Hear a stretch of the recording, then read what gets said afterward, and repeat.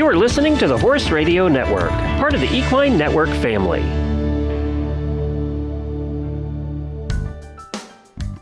Hello, I'm Stephanie Ruff. And I'm Aviva Nebeski. We're the hosts of the Dressage Today podcast, where you can find us talking about anything and everything dressage related. Our conversations span the world of dressage, from leading riders to local level dressage heroes. We're talking training advice, showing tips, and sharing stories to inspire your own dressage journey. So tune in, then tack up. Welcome to the Dressage Today podcast, sponsored by Wellness Ready.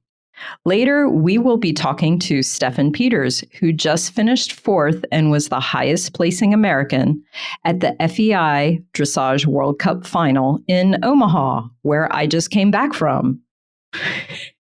And I hate you for it. I know you do. And I'm sorry, not sorry. I know. So was it amazing? It was, and on a number of different levels. And I could spend an hour talking about it, which I won't do. But, because nobody wants to hear that. Well, and we don't really want our noses rubbed in it that you were there and we weren't. So I'm not going to do that. But I do want to, but just a couple of things. One, I had the very good fortune of meeting a few of the people that we have interviewed, such as Matt McLaughlin. He was there and I got to chat with him. Oh, fun. And Ellie Brimmer, she was there and I got to talk to her. So that was, just kind of on a personal level, that was just really nice to meet some of these people that we've... And also, of the three Americans who were competing, we have already interviewed two of them, Anna and Alice. Yeah. How exciting to see them on the world stage after we got to meet them. Yeah. And, to be talking to Steffen later. I mean, aren't we cool? Yes, exactly. So that is, and it does, being able to talk with these people and get to know them, just, scratching the surface clearly, but, still it does give you a little bit more of a connection with them. And, you root for them anyway, they're the US riders, but just getting to know them a little bit really just adds another thing to it. Yeah. And, but the only other thing I'm going to say is that for the freestyle, that was the most fun I've had at any event in a long time. It was a lot of fun. Now, I know it's a competition and it's not necessarily supposed to be fun, but as a spectator, it was fun. It's supposed to be fun. I mean, that's why they started including it in the Olympics, was to make it more user-friendly. Because, dressage is kind of on the boring side, unless you know what you're looking at. But to watch a horse and rider dance, everybody can enjoy that. It was so much fun, throughout all of the rides, everybody. Who was your favorite? Well, I will say of the rides, on a purely entertainment and, impressive value. Yeah. Steffen and Isabel were just, they were great. Yeah. They were so much fun. Yeah. And Isabel's technically was really hard. Like at one point she did 22 one-tempies to a canter pirouette to a pee-off pirouette. I started losing track of everything that she was doing. I'm like, I can't even, it was crazy ridiculous. And but just the whole pack of those two rides, the packages put together, the music, the difficulty, the energy from the crowd. And that's what I was going to say. The one thing, because I watched then some of them on video after the fact, and they're fun to watch on the video, but it is nothing like sitting in there with the energy from the audience. And especially, of course, Steffen was kind of the crowd favorite because, whatever. But he's the US rider. And, so he was definitely the crowd favorite. But how nice for him. Yeah. Oh, definitely. But that energy from that crowd, just you can't feel that watching it on video. And so that was what made it so special, was to be able to just be a part of that full energy, and to feel like you're because you're basically just doing this with them because you're, watching it live and everything. Yeah. So, oh yeah. I mean, live is definitely different, but the one thing that I found a little bit disappointing from watching some of the videos, how few people were in the stands. Well, and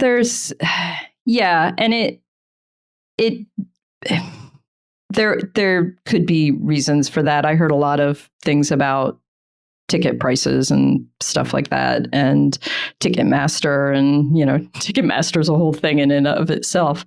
So yeah, it was not sold out. It certainly wasn't empty though, and it got loud. I mean, it could have been better. But the crowd that was there was a very appreciative crowd. It was also a very intelligent crowd because they had, you could judge the rides on an app, and they were right there with the judges in most cases. Oh, how cool. So it was a very educated crowd. Nice. Yeah. Yeah. And a very appreciative crowd. So, my advice to you, Aviva, and to anyone else who did not manage to get there, in 2 years, it's going to be in Fort Worth, Texas. Okay. In 20, I think, or 3 years. Oh, shoot. I'll have to check. In a couple of years, it's going to be in Fort Worth, Texas. Start saving your money now and go to it, and go when it's here, because you won't regret it. You just won't. It's money well spent. Now, well, I will say that my husband and I went to the World Equestrian Games, back when Totalist was there. Right. Okay. And it was worth every single penny that we paid. Exactly. It was just, and what was really cool, I mean, you were talking about the educated crowd, and I'm not saying that I'm an educated person, whatever, but a couple times we were sitting behind where Linda Zhang was judging, and they were posting the scores as they went. And it was so cool to sit behind Linda and to judge and to see my scores matching. And it was like, oh, wow, I can judge the World Equestrian Games too. I'm so cool. Right. So, not quite. Well, hey, but so then you get it. And this was the first time I've had the good fortune of attending an international competition. And it is a different level, and it's worth going to. So, yes. Well, I'm jealous that you went, but I'm thrilled for you that you got to go. And I'm excited that we're going to get to talk to Steffen about it. And I'm thrilled that you got to meet, Ellie and Matt. And, it's just what a great opportunity Dressage Today and the Horse Radio Network has given me to get to know people. Yeah. And to do this. This is just really fun. Yeah. Me too. Yeah. You too. Me too.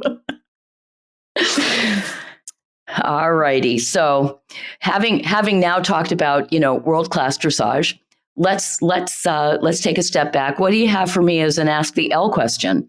Okay. I don't think it's going to be about a pee-off pirouette. No, it's not. But that's okay, because we all start somewhere, right? Yeah, and I can't do a pee-off pirouette either, so I can't do a pee-off. So there we go. Yeah. All right. So our question today comes from Allison. Is it better to do a poor transition at the letter, or to do a better transition a stride or two later? That's a great question. Allison, thank you. I love that you asked that question. So in my opinion, obviously the right answer is you should do a good transition at the letter. Well, right. Yeah. But barring that, and that happens, that does happen. Your horse gets has a little spook before something, or it gets a little bit of a head of steam, or, whatever. I know that when I'm judging, what matters to me is quality. I talk all the time about accuracy. I know accuracy is so incredibly important. And as we move up the levels, things happen at letters and not between letters. However, if I see you ride a beautiful, balanced, on the aids, lovely transition, and it's a little bit early or it's a little bit late, I'm going to take maybe a half a point away because accuracy, but I'm going to comment, lovely balanced transition, early, late, whatever. And so instead of the 8, you're going to get a 7.5. On the other hand, if you're almost at K and you're supposed to be trotting from the canter and you just haul back on the reins and your horse hollows and the head goes up and it's ugly, I don't care that it was accurate. You're going to get a 5.5, or lower, depending on how gruesome it was, with a comment, braced, poorly prepared, whatever. So I think that the other thing to remember is that even though you're in the ring and even though you're being judged and even though, we're always training our horses. And so we always want to do things well. We always want to reinforce correct. And one bad transition takes 5 to 10 correct transitions to fix. So just because you're in the ring, don't rush to do something if you're going to blow your training. Because ultimately, when you get out of the ring, you're going to pay for it, right? Yeah. Yeah. So, I think that's something to think about. The only other time that really is an issue, so one of the eventing tests, and I can't remember which one it is, the transition up to the canter is at K. And 95% of riders pick up the canter in the corner. And I understand that because you're on a curving line. It's easier to pick up a canter on a curving line. You're more guaranteed that you're going to get the correct lead on a curving line. All these things, right? But you're negating the difficulty of the transition. So when I see that, I will say cheating. Transition should be at K. You're making the movement easier than it really is. The same thing with transitions, where you make a circle at E at the canter, and then you're supposed to do, a transition to the trot between, like E and F, or I'm on the wrong side. All King Edwards can make whatever. We know. And as soon as you finish the circle, the person is trotting. And again, what that's telling me is that you don't believe that once your horse goes on a straight line, that number one, you're going to be balanced and straight. And number two, that you're going to be able to stop. Right. So as a rider and as a judge, I know some of those things. However, if you execute something beautifully, you will only lose a little bit because of the lack of accuracy, as opposed to getting penalized for riding something poorly. Yeah. So, we all go into the ring wanting to show off our good work and our good training. And I think that we should think about that as we show. And if you think you can subtly, tactfully pull off a decent transition right at the letter, but you're not 100% prepared for it, but you think you're not going to screw it up too badly, maybe try. But if you know it's going to be bad, do a good one. Right.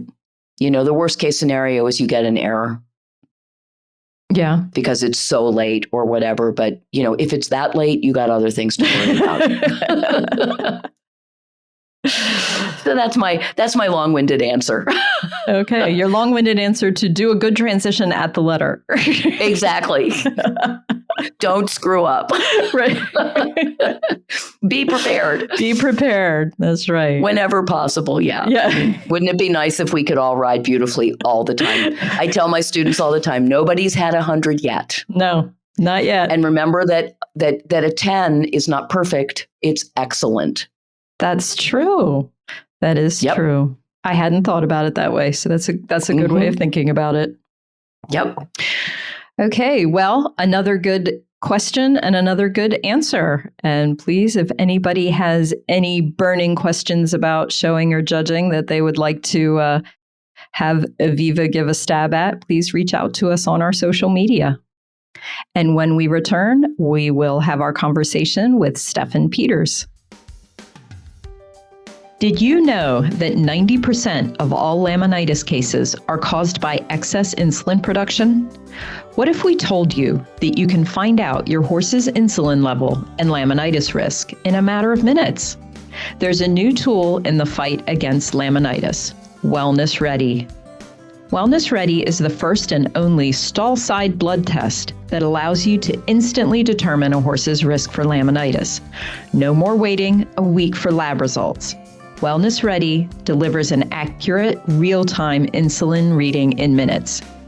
This potentially life-saving tool allows veterinarians to identify and manage horses prone to founder due to underlying endocrine disorders such as equine metabolic syndrome and equine's Cushing's disease. Join the fight against laminitis and talk to your vet about the Wellness Ready stall-side insulin test. It can save time, money, and potentially a life. Visit wellnessready.com for more information. Born in Wesel, Germany, Steffen Peters is one of the most recognizable names in American dressage. He met the U.S. trainer Laurie Falvo in Germany, who invited him to work at her barn in San Diego in the summer of 1984. Captivated by the lifestyle and the weather, Steffen made a life-changing choice and moved to San Diego, where he still rides today with his wife Shannon, an accomplished Grand Prix rider and trainer in her own right. He became a U.S. citizen in 1992 and rode his first of 5 Olympic Games in 1996. In a career spanning nearly 40 years, Steffen has had the good fortune to have trained and ridden many remarkable horses, including his current mount, Suppenkasper, otherwise known as Mopsie. Together, they have helped win Team Silver at the Tokyo Olympics. Steffen, I want to thank you for joining us on the Dressage Today podcast. Sure. Thank you for having me. Yeah. And we are recording this about 2 weeks from the World Cup. So you've had time to kind of get back and digest all that. And I mean, you're obviously very experienced at these kinds of competitions, but now that you've had time to be done with it, and how do you feel was your overall experience there? Well, it was wonderful. Actually, just the last few days I've been able to reflect on that because I was home for 2 days and then I went to the Midwest Horse Fair and was presenting there, and that was very busy. So just the last few days have been awesome just to go through everything, look at pictures and look at videos. And Shanny keeps sending some TikToks that people make of Mopsie. So, the racehorse had a big reputation to live up to. And I think we delivered. Yeah. I agree. Absolutely. It's good to know that he still has his reputation. Yes, exactly. And what we had to do from Tokyo, we had to step it up a little bit. At that time, Mopsie had already 70 million Google searches. So it was one of those things, it's just like, what do you do with a really good freestyle? It's almost like writing a sequel to a very good movie. And so right. That's why we came up with the ending. And even though the ending is only, I want to say 15, 20 seconds at the most, but it took us 2 months to get to that. So, did it? Wow. Yeah. But it was worth it. Yes. A huge thank you to Terry Gallo, who made the final changes. And, it's never easy to do that under pressure. But she certainly delivered. And this is not the first time that she had to deliver in such a short time. It was actually in Tokyo. We did the sound check, and that was the day before the competition. And the day of the competition, I'm listening through the music, and I'm saying, Haley, who's our director of dressage, Haley, I sent the tower the wrong music. So that was 4 o'clock a.m. at Terry's time, and she picked up the phone, sent the correct music. Otherwise, the racehorse would have never existed. Oh my goodness. So it's actually Terry is the one who is, who saved the day. Yes. Yeah. She saved the day numerous times. Yeah, for sure. For sure. Thank God she answers the phone at 4 o'clock in the morning. Yes, exactly. Yeah, not everybody does that. Yeah, there's unfortunately when you send the email with the sound links, sometimes they expire, and of course the link that I had expired. So it was literally while I was putting on my code to get on Mopsie in Tokyo. That's when my gosh, came up with the correct sound file. Wow. No pressure. No pressure. That didn't happen in Omaha, though. No. Things moved a little more smoothly in Omaha. Yes, exactly. And my gosh, what a great venue. Amazing footing. The stalls are just so close by the warm-up arena. The hotels are across the street. And, again, I always dreamed of riding once more in my career in front of an American dressage fan. And no doubt, everybody set up at the end, and to hear that noise in the middle of the arena, that is really, really hard to describe. But it was wonderful. That's something I experienced in Las Vegas in 2009, and it's just a really, really wonderful, warm feeling. Yeah, definitely. But it was brought up that you were the oldest rider in the dressage competition, but you were also the only male in the competition. So what do you think about that? Well, the only male rider that has happened frequently, and that people I don't think didn't pay that much attention to. I hear quite frequently that I'm the oldest one. Right. And honestly, I take a little pride in that because I'm almost 60 years old, and I can still keep up with riders that are half my age, and that's a wonderful feeling.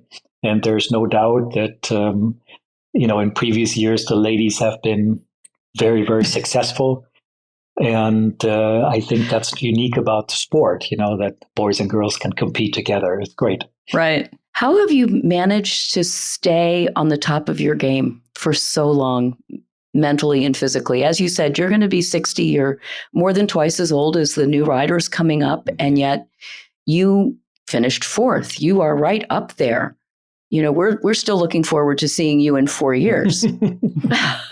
Well, let's go with Paris first next year, and then we'll see from there. But to answer your question, of course, I've been so fortunate to have Akiko Yamazaki and Jerry Yang on my side, who've been providing me with amazing horses since Ravel, since 2006. So there have been amazing horses, and of course, I feel that I owe Akiko and my horses, the best possible fitness. So, I swim every morning, and I don't go crazy anymore, but I still put in, at least 250 meters. I swim 100 meters in 2 minutes, which is about a minute slower than your average Olympian swimmer. But that's perfectly fine. It is faster than your average person. Well, I don't know about that, but the bottom line is it's a great workout where I feel I'm working my whole body, and that also answers the second part of your question as far as the mental part. It puts me in a state of mind because I'm only counting the laps and I'm focusing on breathing, and that's it. And what I do when I do more than 250 meters, I swim 100 meters, take a break, take 20 to 25 breaths, and let my heart rate come down, respiratory come down, and then I go for another 100 meters. And I find that very beneficial because that is about the time frame of a dressage test. So I'd like to be super fit and ready for those 7-8 minutes. And then I, of course, I work with weights, but to be honest, I don't enjoy that whatsoever. So I do it, to work my core muscles. And then I also work, just since about 3 months ago, I started working with a company named Stretch Lab. And it's a wonderful company. The therapists, they stretch you and they ask you how far do you want to be pushed. So I've been doing that for 3 months, once, sometimes twice a week, and that's been very helpful. I don't think the average person realizes the fitness demands of riding a Grand Prix test, period. But riding a horse like Mopsie at the level that you do, the amount of strength and fitness is unbelievable. Yeah, I agree with that. And especially if you want to go back to the essence of dressage, where you say, look, we look for really nice expressive tests, but let's make sure the aids, especially the seat aids, are very much invisible. So that definitely takes a tremendous amount of core strength and physical fitness, I would say, for sure, in the Grand Prix and in the freestyle, but definitely more demanding in the Grand Prix special with all those trot extensions in between. That's where I said many times, thank you very much, LA Fitness. This is very helpful. So what motivates you these days? I mean, what makes you get up and go swimming every day and work out with the weights that you don't like to work out with? Is it just to be able to stay with your horse? Is it still that kind of drives you, or what is it that drives you? I would say yes, that would be my first answer, because Mopsie is still so strong at 16 next year, hopefully another Olympic game. So that's the number one motivation, first of all, to have such an amazing horse.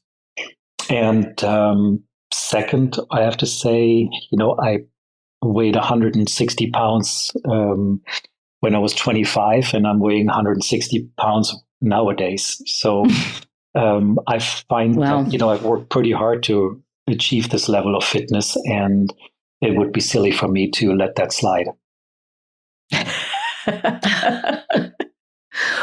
What advice would you give to older riders who are struggling with physical issues or confidence issues that maybe they didn't have when they were younger? It doesn't feel as if you I know you do, but it doesn't feel as if you struggle. Well, not yet. So that's a good thing. Here, occasionally the back issue, but that's been getting a whole lot better with Stretch Lab. My advice would be to ride and establish the most rideable horse. And what I mean by that is, we all know what movements need to look like, but what about the self-carriage of the horse? How much does it take from a rider to get a movement done? How easily does a horse move forward? How light can the horse be in the contact? So when I'm talking about rideability, I'm talking about a horse that is easily willing to move forward, sideways. It's willing to come back. It's very adjustable in the frame, because anytime a horse learns to work a little bit against the rider, I mean, even for me, if I'm physically pretty fit, I mean, that can be very uncomfortable. So I find that probably the most important advice, to make a horse so supple and bring a horse in so much self-carriage that it doesn't only look effortless, but it also feels effortlessly. And that honestly goes along with your second question as far as confidence. Anytime I feel a horse is in better self-carriage. In other words, when I ride every single day, in between the movements, I do a quick scan and I say, is this the feeling I want to take into the show arena? And I don't like a comment from a trainer where they say, well, I don't care what it looks like. I'm sorry, I don't care what it feels like. It looks really good. That has never worked for me. Never. I always like to have a very, very nice feeling, a soft back, a soft contact, and a horse that's reacting perfectly to the aids.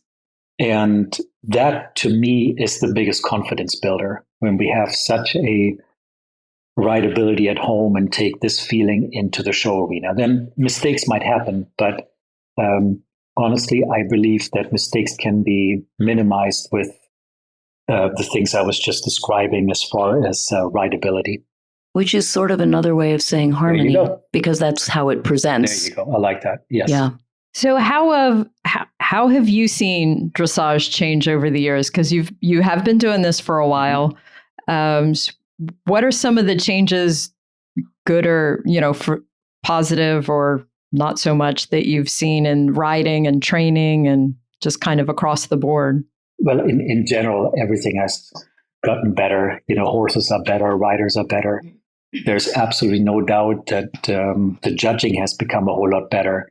I still remember 2008 in Hong Kong. Isabel had a really, really tough go with Satchmo.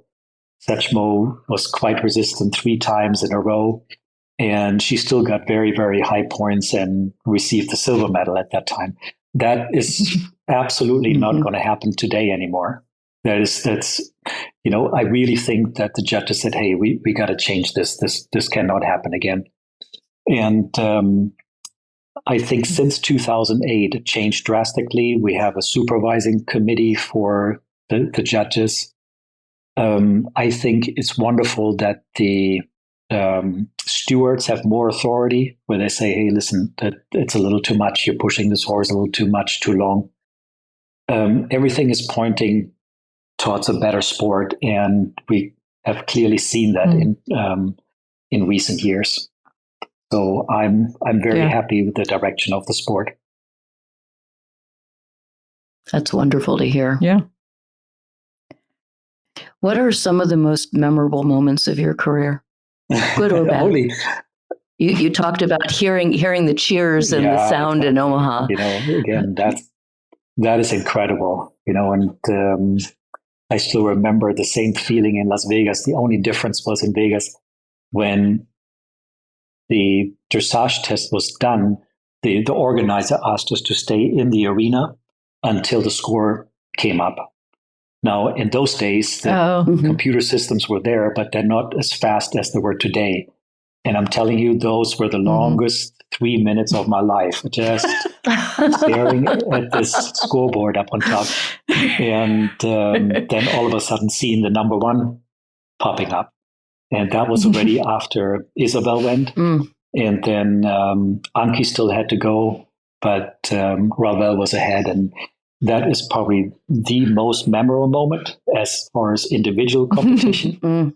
But it's equally as exciting, if not even more exciting, to compete with a team, watching the last rider doing the test, and with every single step, a possible medal coming closer and closer. And that's what happened in Tokyo.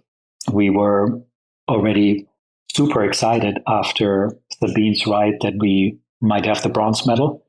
And then Charlotte Dujardin went in, had 1 mistake, and that moved us into the silver medal position. And I still remember standing with Adrian in the grandstands, and we both were crying like little kids. And just ran over to Sabine and Debbie, and then Haley confirmed that we had the silver medal. That was an incredible moment, because think about it, there were so many hurdles going to Tokyo with COVID. With the logistics, first the quarantine in Germany, then a fuel stop in Dubai, then the trip to Tokyo. And keep in mind, we had every single day, we had to give a little saliva test to make sure we're COVID negative. And that meant also, if you have 0 symptoms, but you're positive, you're not competing. So there was every single morning, there was a little bit that fear, is everything okay? Such stress. And for all 3 horses to go through this with maximum expression and without a single mistake from 3 horses, that was incredible. And how amazing is that a horse fights for you and wins a medal for you? I mean, that is, again, an amazing feeling. Yeah. Do you prefer, when you're in the team situation, do you like being the last rider of the team, or which is harder, being the last rider or watching the last rider on your team? Over the years, I've been able to tell myself, even when I was the last rider, it didn't matter. I've been able to deliver at that time. Yeah. So same in Omaha, even though it was an individual competition, I knew what was at stake, and it never bothers me to be the last rider.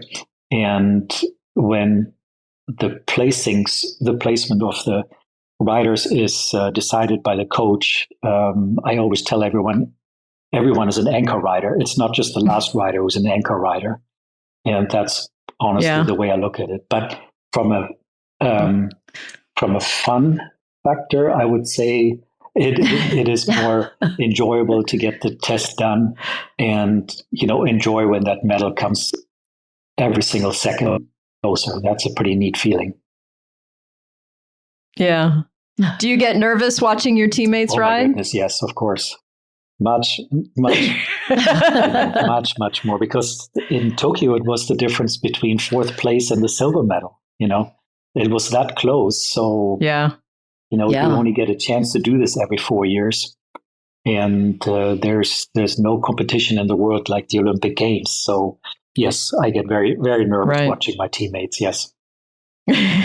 Exciting, very exciting. Let's put it that way. Right. So what is next for you and Mopsie then?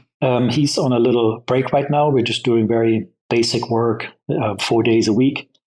And we decided to keep him at home for the summer. I didn't see a reason to send him to Europe. We'd like to save him up for next year.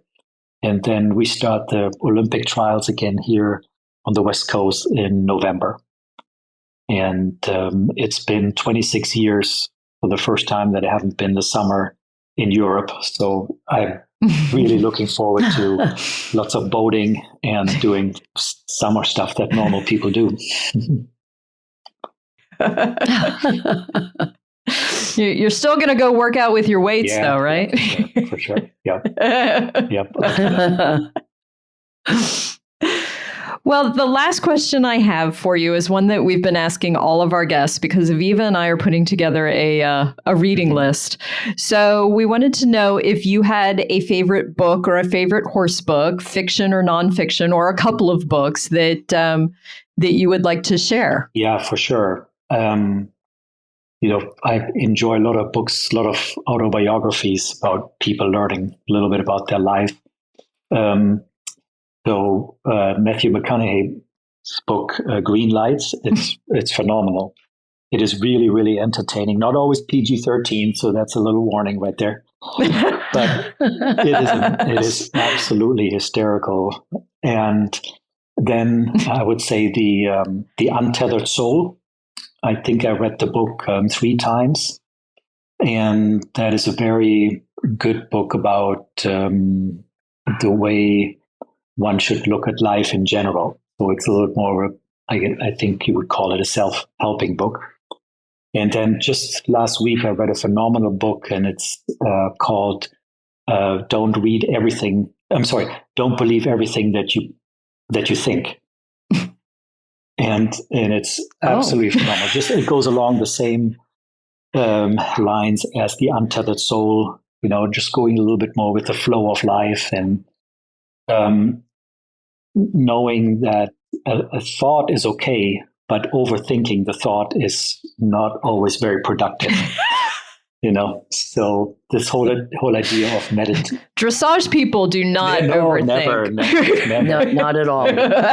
So I find those books very, very helpful. And honestly, I still had so much to learn, especially when I look back, letting go of disappointments, resentment, that's certainly something I had to learn the hard way. And those books talk a lot about exactly that. Yeah. Well, good. Well, we will add those to the list. We're getting quite a list. I need to get reading. That's what I need to do. Well, after our last podcast, I did get the book that was recommended and I did read it. Yeah. Thank you, Ida Norris. And it was wonderful. So, and I actually already own Greenlight, but I haven't read it yet. So now this is additional impetus to read it and to get the other two as well. So thank you, Steffen. Absolutely.